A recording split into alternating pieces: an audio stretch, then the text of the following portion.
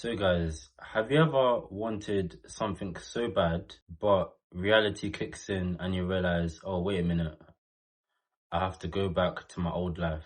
Because that's how I felt. So today we're going to talk about how leaving Kenya motivated me to work on myself and actually improve my life. So guys, leaving Kenya made me want to level up financially because before I went to Kenya, I was a student. I didn't really have much going for myself. I wasn't making a lot of money. I wasn't making £10,000 a month, £5,000 a month. I was just getting by. I was just going to school and coming back home. But then I left Kenya and realized, wow, Kenya is for me. Being in Africa is for me. That's where I feel like I belong. I go along with the people there. I don't see myself living in any other place except for Africa. It's where my parents grew up. They came all the way from Africa to live in the UK. So in my mind, I was thinking, okay, cool. How can I leave the UK for good? How can I make that transition? So I was like, okay, cool. I need to make money. I need to be able to make enough money for me to leave the UK for good. So that's when I started, researching what can I do to make money? What can I do to actually leave the UK? What income can enable me to work from anywhere in the world?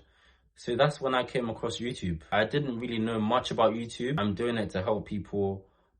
I'm talking on the camera to help people that are looking to move or are interested in moving to Kenya.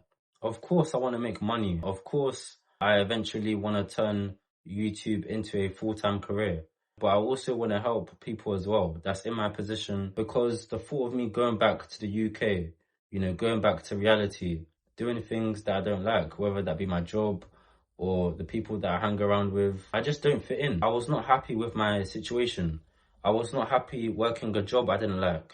I was not happy, being in the UK, living the Western lifestyle. I wasn't happy with that. So I decided to make a change in my life, to actually work on something that can make me leave the UK for good. Which leads me to the second point. When I left Kenya, having that thought of going back, that thought of me doing that in the UK, it just made me depressed and it made me, sad, so that encouraged me to work on myself. Just having that, possibility of living with my parents until I'm 30, being in the UK forever. Whereas the thought of me, living in Kenya, living my best life, starting a new life where no one knows me, where I'm just starting fresh. If I want to go to a restaurant, I can do that because I can afford it. Just having that thought in my mind is what motivated me to actually work harder. That reality is what changed my mindset and motivated me to actually work on myself. The third point is that when I left Kenya, seeing these people in Kenya working hard, working 2 jobs, there was a time when I was in Kenya and I was talking to the driver and he told me that he was working Uber, he was doing his own business, he was doing another job on the side. So he had so many things that he was doing. But I'm just saying that that mentality, that hustle culture, it made me want to work on myself even more. And instantly that lit a fire in me. It made me think, okay, cool. I'm actually not working hard enough. I need to work more. Because if I was working harder, then I would see a change in my life. I would be living a better life. So that made me think, okay, cool. Maybe I'm not working hard enough to actually get to where I want to be. So now all I'm thinking about is how can I improve myself every single day so I can actually live the life that I want to live in Kenya, in Africa.